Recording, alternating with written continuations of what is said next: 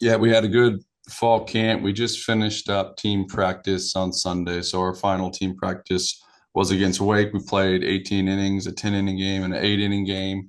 And so just got to see a ton of growth from our guys from the very beginning, starting in Summer Bridge with a lot of those freshmen and transfers starting to trickle in from the summer until individuals that we were able to train and work, and then a 45-day window for team practice, concluding with Wake. But we had a ton of at bats and a lot of games. I think our at bat leader from a position player side,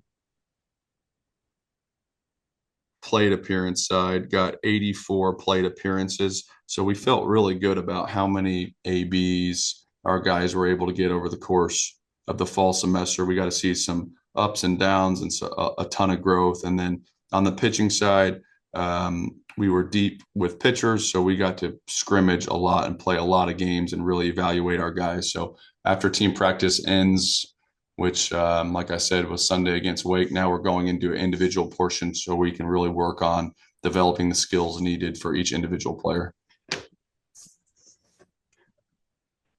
Have a question? Kevin, go ahead. Coach, the new indoor performance center, obviously a focal point of you all being able to work, all through the year. Have you done a plan of, for like individual people, how they use that, how you're going to use the results to evaluate them, then moving into the spring? Yeah, that's already started. We started using motion capture technology for all of our players. So essentially, we have certain checkpoints throughout this fall semester. So right now, I think that we're using motion capture every 3 weeks or a month. So you're basically having somebody throw a bullpen on that technology and seeing where they're at, and then implementing drills to make small changes along the way. So all the technology that we have is basically just a deeper, more thorough understanding of what the body is doing, and then we're going to prescribe drills in order to make some changes that we think will be beneficial for that player, and then we're consistently checking in with them. So it's just another way to get players better, but that's full swing ahead. For the last 2 days, we have had staff meetings about every player. And when you're talking about 40, 45 players, maybe 42 healthy players, that's a whole lot of time talking about players. And you go with like an analytic and statistic breakdown of what happened in the fall. And then you go from, a scouting perspective with Coach Riley and player personnel perspective. That's more about where's this guy's floor? Where's his ceiling? Where do we think he can get to? What's holding him back? How do we unlock him to be great? Then you go to an assistant coach evaluation of like, what do we need to do to get this player better specifically in those areas of hitting, pitching, catching, fielding, base running, bunting. And then another big piece of this was Courtney Simkowick, who is our biomechanist that works in that lab. It was, what does the motion capture say? What do we need to do to get that person better from a movement standpoint, right? So it's a different area, but it's, on the mound, some of the things that would be said potentially is, his trunk is too early, his ground forces aren't enough, he doesn't move quickly enough, shoulder abduction is too limited, he's crossfire with his front leg, resulting in him being quad dominant on his back leg, like things like that are specific body movement stuff. And basically every player has those. And so then you're piecing this puzzle together. Then the strength coach goes, right? And so it's like, all right, well, why does he do that? Maybe he's not strong enough, or maybe he's not mobile enough, or maybe he's mentally inconsistent, leading to physical inconsistencies in these motion capture stuff. So to answer your question, yeah, full goal implementation. And it's not, I try to steer away from it being magic, magic sauce because it's exciting and it's new for us, but it's another piece of this puzzle, which is here to stay. It's like strength and conditioning 30 years ago where people would say, that's not important. This is here to stay. We just happen to be doing it, I think, earlier than a lot of people. Brian, go ahead.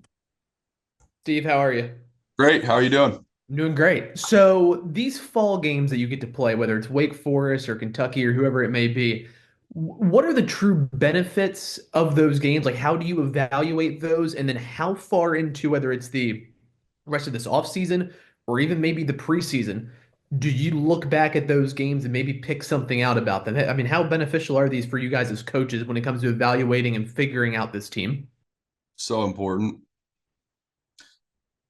Everything's important. The practice is important. The training is important. We put a ton of emphasis on our scrimmages that we play ourselves, and you try to create it as game-like as possible, because the best way to evaluate and understand players is to put them in a game setting. So we have Friday night lights that we created where you play on Friday nights under the lights and you invite fans and try to create an environment.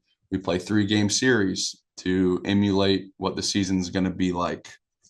We play a fall World Series where the teams stay the same and we don't have scripted pitchers coming out of the bullpen because we want them to know what it's like to get their name called in a big moment. So the next phase of that is playing outside competition, which is really important because there is a difference. And when you play somebody in a different uniform, you start to see things happen that hadn't happened in scrimmage games. And so a big piece of it is mental. A big piece of it is facing other hitters and other pitchers, because a pitcher that's having success consistently against our hitters, there's basically two options. Our hitters aren't good enough or the pitcher's really good. But if you start to stack some other teams and you start to see consistency in all those areas, scrimmage, practice against outside competition, you start to think, well, you know what, this guy might just be pretty good. Or you know what, this guy just might not be that good. Or you know what, he's really good at handling in scrimmages, but not against the other team. Hey, this might be a mental limitation that we need to get over. There might be physical limitations. You're able to see them in different roles and settings. So I think extremely critical for the development of our team. The results are probably the least important piece of a fall result. Actually, I know for a fact it is 100% meaningless. And sometimes there may be benefit to losing games because we're just talking about young people that are trying to stay motivated to be their best version. And although when you get older and mature and you coach for a long time, I think it's a humbling game, and we have so much humble pie eaten that we recognize that those games don't matter. But from a player standpoint, if you struggle, you probably keep your foot on the gas. So some sort of balance of like confidence while keeping your foot on the gas. You need to have confidence to know you're going the right direction, but feeling good about yourself in October is not really a recipe for greatness, in my opinion. Justin, go ahead. Coach, the kind of how you doing? Good morning, by the way. Great to see you. It's fun to see all you guys. It's been a Yeah. long time, it feels like, since we've got to do this stance. To kind of follow up on that fall ball stuff, from what I understand, I might have gotten bad information, but apparently you guys did look pretty good down there in Wake Forest. I'm just wondering, what can you confirm about that? Obviously, Wake Forest is a big name in college baseball, so can you confirm that you guys won, look good? What can you say there? Yeah. We, for the first time, so the Kentucky games that we played in the middle of the fall, we played strictly developmentally. And every time you put on a uniform, you play to win and you're competing at your highest level. But there are a lot of strategic coaching decisions that have to be made that probably put you in the best situation to be successful, right? And so against Kentucky, for example, we threw no pitcher more than 1 inning. Yeah, okay. Yeah, so we were literally rolling one guy after another. You get your inning and you get out. So it's almost like a heart rate test, who can just handle stepping on the mound and doing what they do. So it's like touch-up work.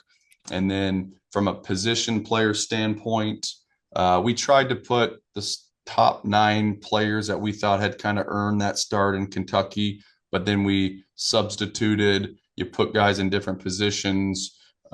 We essentially played even playing time for every position player when we played Kentucky. When we played Wake for the first 10 innings with the personnel that was healthy from a position player standpoint, we quote unquote played to win. So we put in what I believed would have been the starting lineup for that day with doing very limited scouting report work. So there could be changes based on left-handed, right-handed matchups and who you want in there. We didn't do any of that work on my end from a lineup standpoint. We just put in who we thought, were the most deserving 9 players that I thought would have a chance to give us the majority of innings in the spring. That always changes. So I'm not going to be right, correct in my decision making today, but that was the goal. So, and then we let starters get a little bit closer to their pitch count limitation. So we're not going to run guys, to 80 or 100 pitches at this point in the year. But a lot of our pitchers had worked up to 60 pitches. And so, for example, we had Chase Meyer go 2.1 innings, and I think he got close to that 60 pitch mark. And we had Dawson Mentesa throw multiple innings, and Wyatt Mosley, a freshman, throw multiple innings, and Chanson Cole, he threw 3 innings of work. And so the guys that we thought had a chance to be starters, we kind of let them continue to pitch. They also pitched extremely well, which allowed them to continue to pitch. But I do think that we played well. There were things that we didn't do well, of course, but some big highlights of that game were the 2 starting pitchers for that game, a kid named Morningstar for Wake Forest, and then Chase Meyer started that game. It was kind of a who's who of the scouting world. Yeah, yeah. Both of them, potentially projected, top, maybe first rounders. And so just a lot of everybody was in attendance, GMs and scouting directors and scouts and all that. So I had that feel of an important situation. The Team USA director that selects for Team USA was there. And so kind of an exciting feel. And Gavin Kelly started that game off with just an incredible at bat. It must have been 9 or 10 pitches, fouled pitches off, took some really close borderline pitches, and started the game off with a walk. So Gavin Kelly was our leadoff hitter and started off with a walk. But it was Morningstar was just throwing disgusting, nasty stuff, and it was a good feeling. It was kind of a win for the offense. It was a little bit of that feeling because Gavin Kelly's the budding superstar for us, certainly, and it was kind of like our superstar on offense beat your superstar on pitching, and it's a fall game, and it doesn't matter. But Sure. it was that feeling. And then we ended up Gravline hit a double to score Kelly in the first inning off the left field wall. He's the transfer from Ohio State. And so we got on the board early. And probably the most encouraging thing from an offensive standpoint was just that Gavin Kelly did what Gavin Kelly does, and that was get on base. I think he was 1 for 3 with a single and 2 walks. And Armani Guzman stole bases. And then we hit Matthew Gravline and Sean Smith in the 4 and 5 hole for that game. And I think combined over the course of the day, they probably had 7 hits. I know Wow. Gravline had 2 doubles and Sean Smith had a homer, and they drove in, I think, all or 4 of the 5 runs in the first game. So it's nice when you have a leadoff hitter that gets on and you have a guy that steal bases, and you have a middle of the order that drives and run. It feels like you're close to a functioning, performing offense. And sometimes that doesn't happen, right? The 8-hole drives in 6 for the day and you win and you're happy. But it felt like we were kind of getting the pieces in the right general area. The pitching staff was excellent against Wake. They were just tremendous. They gave up, I think, 2 runs and maybe 6 hits through 10 innings. Last time we played Wake, we played 18 innings and we had, I think, 25 free passes and 20 walks a year ago. And then this go around through the 18 innings, I believe we had 10 walks. So we just really limited the free passes and we attacked the zone confidently. And we had a couple pitchers get off the rails throughout the outings, but it was really limited. And so overall, we controlled the game. We definitely controlled the first 10 innings, and We won 5-2 in the first game, but we had two opportunities with man on second and third with no outs and didn't capitalize later in that game, I think in the seventh and the ninth inning. And so we had opportunities to really put somebody away and didn't. So depending on how you want to look at that, good or bad. Um, but liked the pressure we were able to put on. And Wake is known for having elite arm talent. And so it was a Right. good test for our guys. Yeah, it sounds like it was a real stinker. The one guy I kind of wanted to ask about was Yale. Obviously, he had the Tommy John last year and had to miss out. Where is he at now? Are you able to use him yet, or is he still kind of on the mend? Or Yep, he's on the mend. He's doing great. About 2 weeks ago, he threw his first breaking balls in a bullpen, but his velo's there. So he's throwing what's supposed to be effortless, smooth bullpens. And he's been up to 93 in those sessions. So his arm is healthy.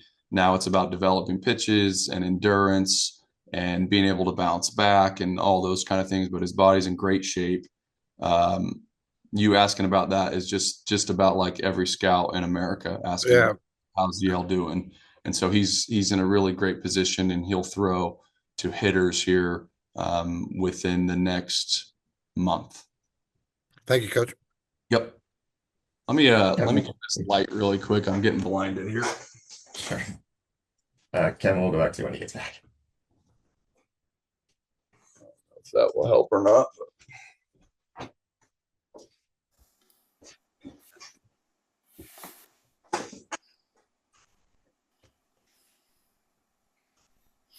Okay, ready, Coach? Yep, ready to roll. Okay. Notice you still have Gavin Kelly and Armani Guzman listed as utility.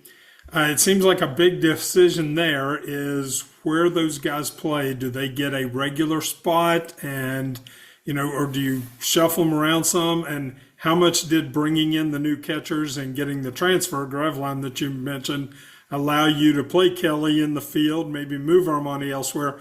All those things kind of related. All really related and still unknown at this point. I think Gavin Kelly is a sophomore who has an incredible bat. He's very good behind the plate. He's a superstar player, but he's probably not going to catch every game. That would be unrealistic to plan for that. And so Graveline is been incredible. He was our best offensive player this fall, bar none. He had the most power on base, the most 90s. He had an incredible fall and then performed against Wake and was certainly the best player on the field between those two teams offensively on that day. So that being said, Graveline's going to catch as well. And so when he does that, you're not going to DH Kelly because Kelly's arguably the best defensive player at any position on our team. He's incredible in that perspective.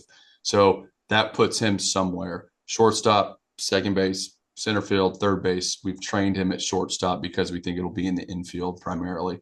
And so when you do that, that moves somebody else when Gavin Kelly goes to the infield. And we're keeping Guzman as utility. I think in an ideal world, Guzman would probably play center field every day just because he's one of the fastest players in the nation and has a very accurate arm from the outfield and a strong arm. But we've trained him at second base just as much this year because if an injury were to happen and Gavin Kelly was catching who we want to do catch the most of the innings.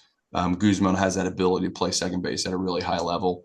And so, yeah, it's really strange because it feels like kind of our most experienced returning leader players play multiple positions at a high level. And I'm a little bit uncomfortable interchanging middle players. I've always tried to keep catching middle infield, center field pretty standard, but I don't know if that we're going to get to do that this year as much just because of Gavin Kelly's versatility and the fact that we need to keep his legs fresh. He's not like a grunt catcher back there. He's like a high performing, quick twitch athlete that can hit. So you gotta keep him fresh too. And since you mentioned it, anybody out for the year right now, or are your injuries just, hey, work through them? We are getting guys back. So Cresser had his second start of a game against Wake Forest and got a hit. So he'd been out the entire fall. He's played 2 games this whole fall. He's not throwing yet, but he's coming back. He's able to swing the bat after labrum surgery. So we got Cresser back. There's a freshman named Zahir Barjam, who we had really, really high hopes for, that had hernia surgery and hasn't got to play all fall, but he's on his way back. The only person out for the year is Jackson Ingram, who is a returning middle infielder that had knee surgery.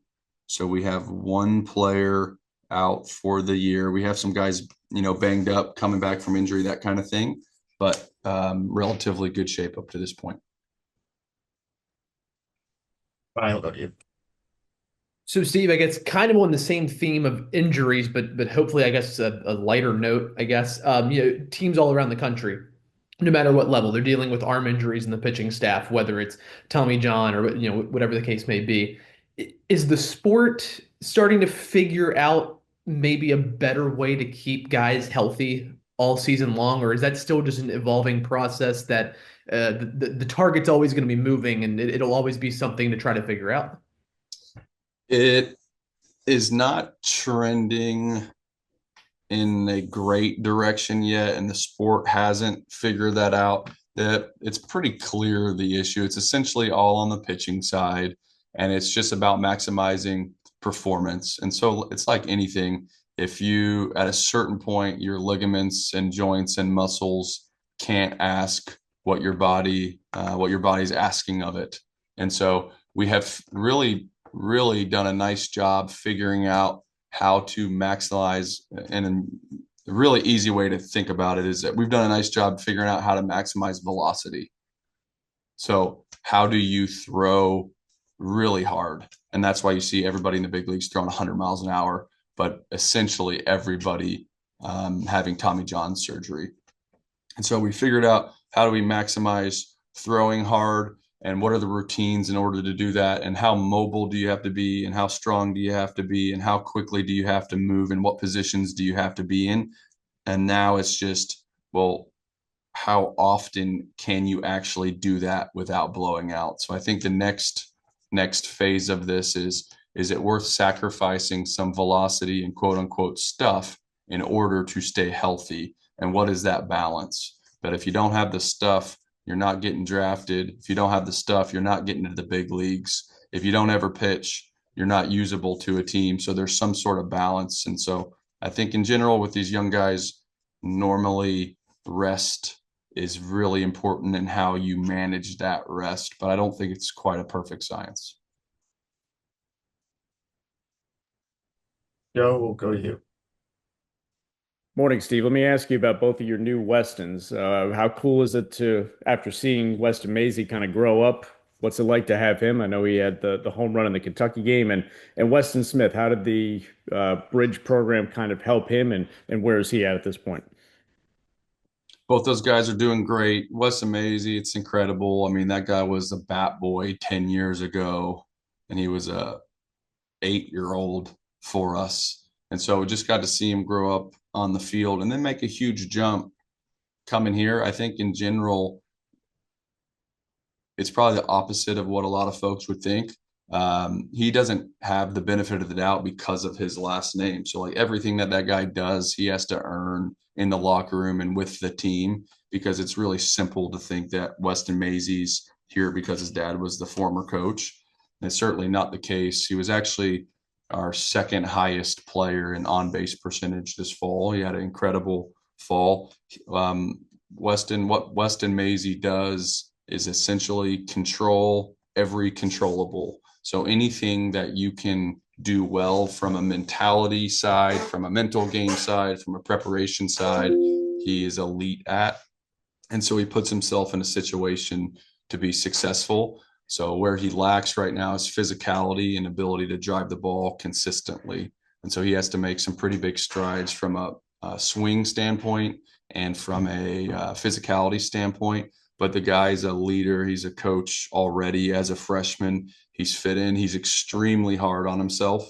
If anything, we got to like get him to back off how intense he is. He loves the game. He works his ass off. He's been really, really good to coach. And there's been some sort of transition because you go from like, right, he was in the coach's locker room for 10 straight years with me, breaking down games and players. So he's not confused about the conversations that are being had by coaches after every practice and what we talk about and how we dissect players. And so he knows what's expected of him. So it's going to that like coach's locker room guy into a player locker room has been a transition for him, and he's killed it. So really excited about Weston Maisie.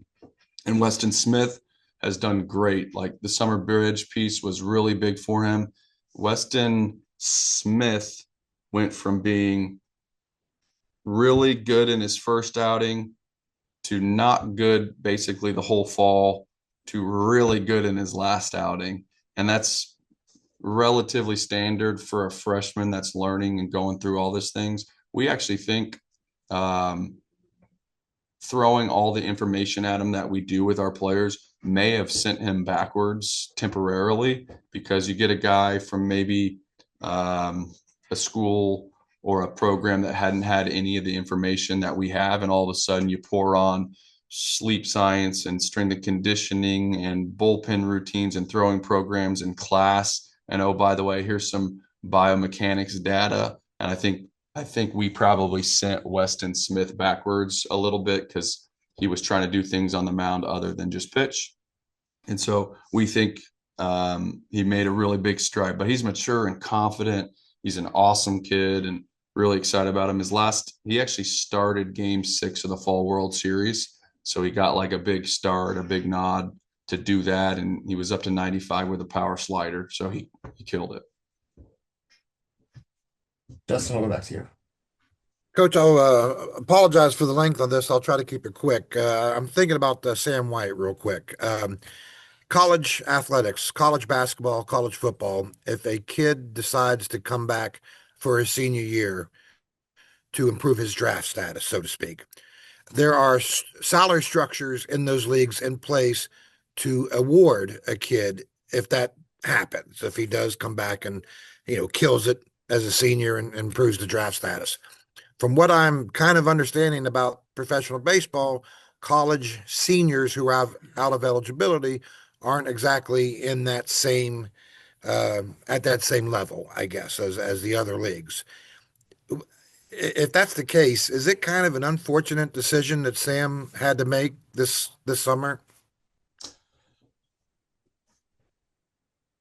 You are right in generality. You are correct in what you're saying. In Sam White's situation, not that necessarily. So, losing leverage in the draft is a reality as a senior because you don't have the option to go back to school. So pro clubs can own your rights and pay you less and essentially say, well, you can enter pro ball or you can go work at Kroger. Right. Right. And so the game has changed though recently because there's less rounds, there's less pro teams, and so those pro teams will save money in the top 10 rounds with seniors, but you also can increase your draft status. So let's say as a junior, you get picked in the 15th round and they want to give you a low signing bonus of $150,000. Well, as a senior, they might take you, if you kill it, they might take you in the 3rd round and pay you $200,000 and save money because you don't have a choice basically whether to sign or not. And then they take that money or that slot of that 3rd round and pay a high school or a junior superstar, $3.8 million, or they're able to put that signing bonus into somebody else essentially. And so with Sam's situation, he was a free agent. So he signed as a free agent. So he was not offered a big contract, but decided that entering professional baseball was in his best interest. And he came to school to be a professional baseball player. So he chose to come to West Virginia to develop and be a pro baseball player. And he was ready to do that.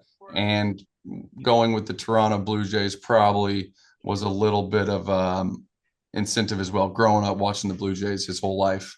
My kids last night when we were watching the game, the game was on, and they were like, "Is Sam White playing right now?" And I was like, "Well, not exactly, but hopefully soon." But yeah, so and I told Sam, and I'll tell him until I'm blue in the face. Like I would have, with my own son, had him go back to school because I thought Sam left money actually on the table because he was injured.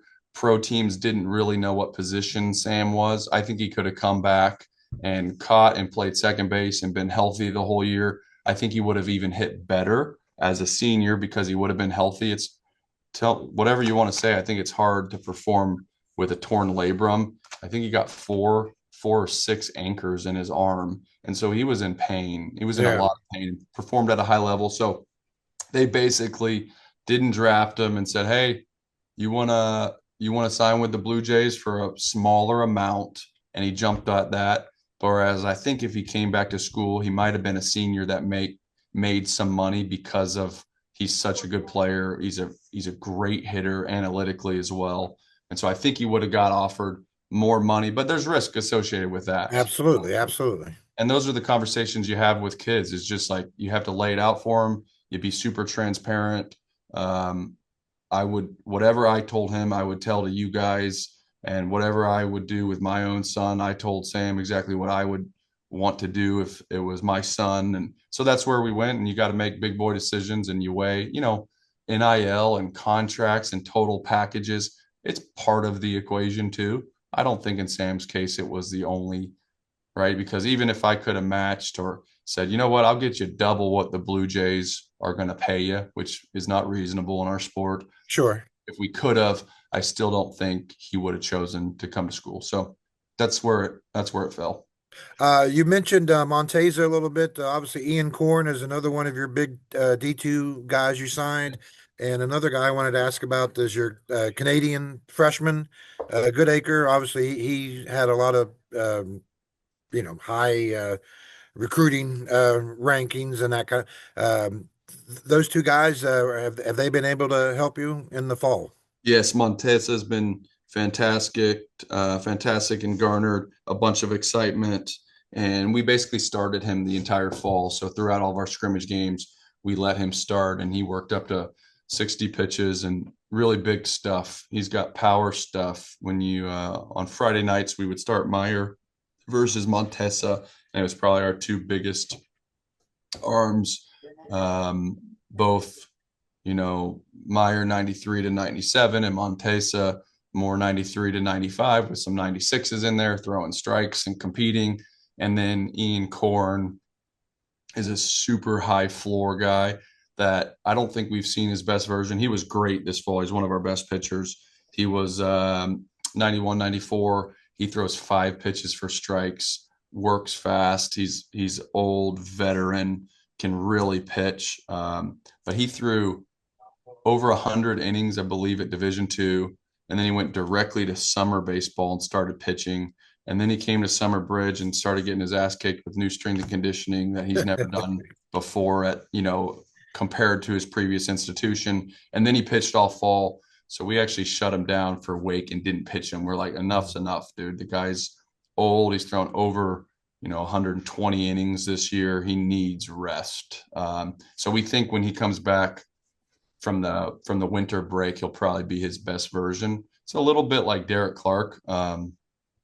Clark was just average for us all fall, and Korn was better than average. I don't mean to say that, but Clark was the same way. He just worked himself into the ground. He would throw complete games every time he went out for his Division II school. And so you get him some rest and a little bit of a smaller role, or it's impossible to have that big of a role here, where you throw 9 innings every outing. Basically, I think he'll be really good for us. Uh, Oh, sorry, Ben Can Good. I ask one more? Yeah, and Goodacre, he pulled his lat 2 weeks into the fall, and it's Okay. one outing for us so far this fall, and was good. He's awesome kid, great worker. We just haven't got him on the mound at all. One last question. I see on the roster right now you have Lumsden listed as an outfielder. Obviously finished last year playing first. Where do you see him? Is he an outfielder, or do you see him at first at all? Or You got to talk to Grossman about that. Um, he started at first against okay, Wake he's starting at Forest, first. Okay, but he definitely has played a lot of outfield for us. First base has been our biggest unknown. We've played Ben Lumsden, Brian Maggie, Brock Wills, Paul Schoenfield, Matt Robaugh, Tyrus Hall, Colton Sims at first base so far this fall. So definitely the biggest unknown is if we're going to have a consistent first baseman, if we're going to match up, or what we're going to do there. That's another piece of that Kelly thing. You take Kelly's going to catch, but when he's not catching, if he's in the infield, does that mean you slide a second baseman over to first or a third baseman over to first base? That is the position that's completely up in the air at this point. thank you, Coach. Thank you for the info. Yep. Make these last two questions. Go to I think it's Anwar from College Baseball Weekly. The last question. If you're there, if you're on mute, maybe.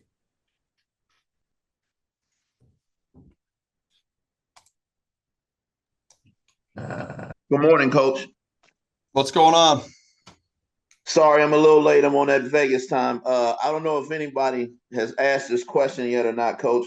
But how do you like the new setup with fall ball? Whereas back in the day, you're just scrimmaging mostly each other. But how do you like it? Do you think it helps acclimate the new roster, the new people, joining your program? Getting a road game, getting some innings in with them before the February start, because we know once the winter break's over, it's go time. It's practice. It's February. Then, the season flies.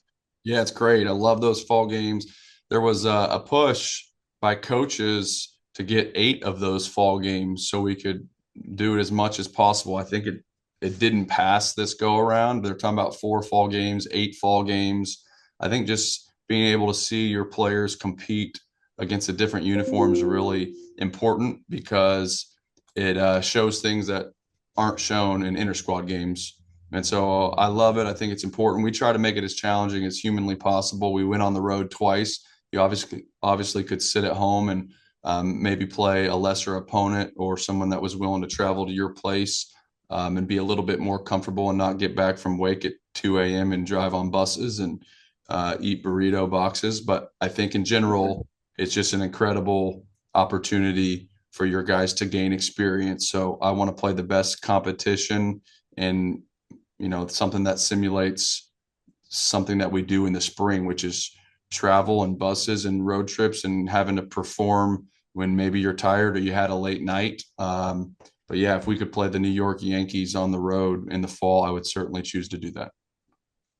And Coach, real quick, last year there was a lot of speculation and talk about the Big 12 conference in general. You lost 2 great programs, Texas and Oklahoma. Respect to them. However, even me, I was shocked. I thought only 6 teams would get in the tournament. Y'all turn around, y'all get 8 teams in the tournament and get a team to the College World Series.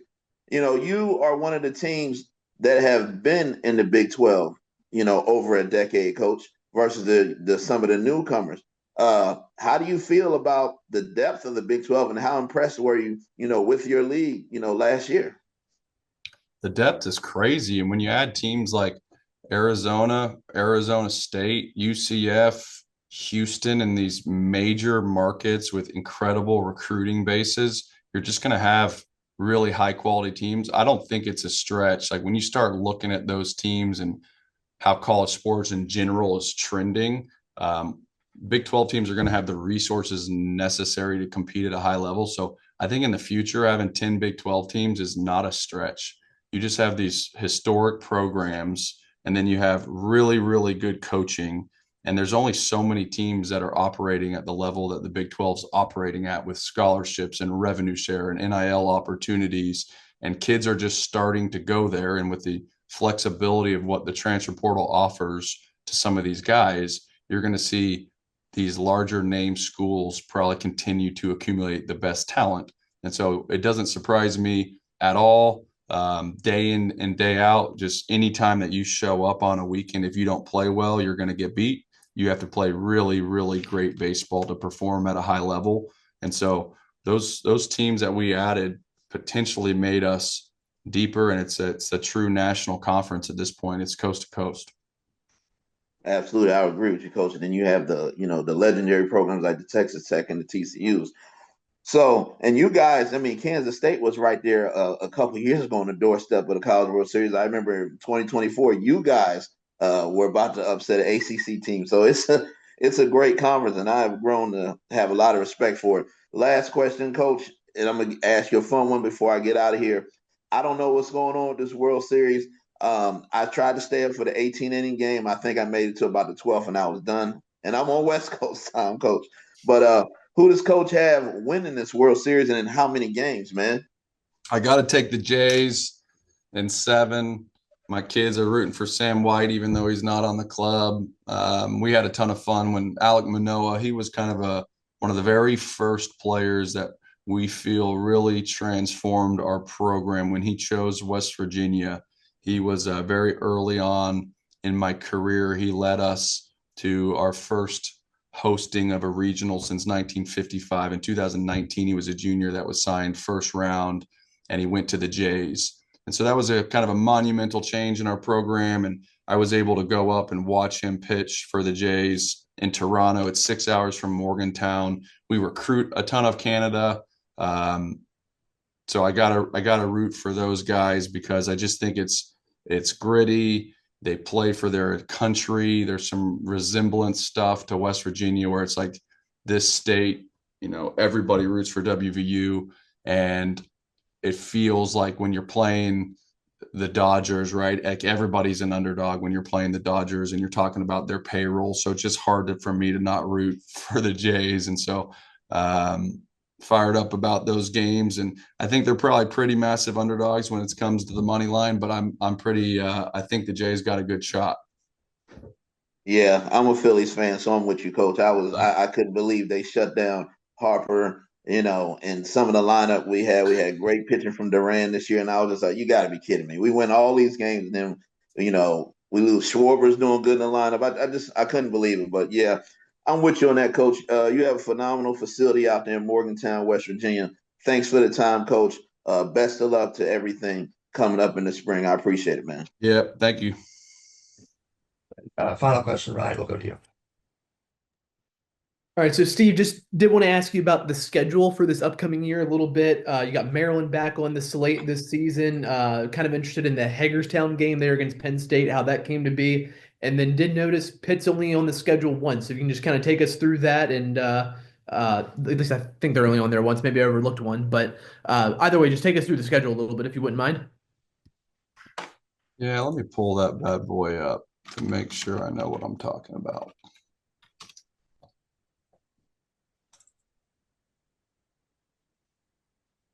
We traditionally, we would love to get 4-game sets to start the year just because midweeks when we open aren't normally possible. Like they're very risky to schedule a Tuesday or Wednesday game. And obviously our kids have to go to class. So we try to set up 4-game series on the weekends. If we can go and play 4 games in 3 days or 4 games over 4-game set, we'll always do that. It's just really difficult. So even working 3 and 4 years in advance, we were unable to do that. And then the other balance is, okay, you can get someone to play your 4 games.